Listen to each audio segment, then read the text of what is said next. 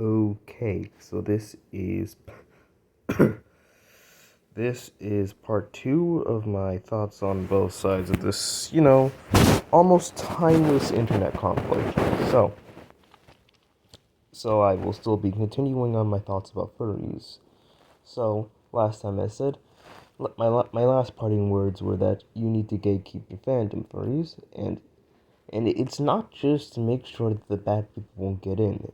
You see, you've done you've done quite a few flukes in dealing with the bad people in your fandom, and some of you just deny that the bad part exists entirely, which is I don't really like to use all these red pill, blue pill, like blah blah blah stuff, but that's kind of that's what people would call blue pill, which is basically just believing a false reality or a lie to suit your own happiness. And and sometimes ignoring the truth doesn't make it any better. It just if it's a bad truth, if it's a threat, you can't just ignore it. It doesn't just go away like that.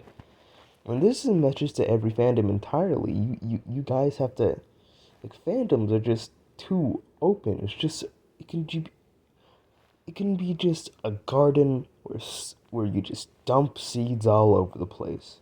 Not even realize the seeds of weeds are among the sunflowers. And if you don't deal with and if the flowers themselves don't deal with the weeds, outside forces will have to do. Outside forces take it upon themselves to do so. That is what the reason why anti-furries exist, or the logical ones exist, not the children-y ones, the ones that just blindly go after every type they see.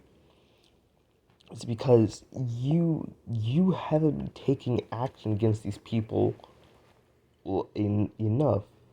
I like your phantoms are basically just their own little communities, and I feel like in their and I feel like in those communities you can't have a community without laws.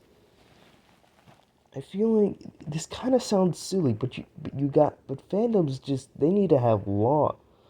I feel like this kind of sounds like a dumb idea on paper, but it could possibly prove off. It's like imagine like a group of people that just in a certain fandom check out all illegal activity, and if they find said illegal activity, they report it to the police or any other law enforcement.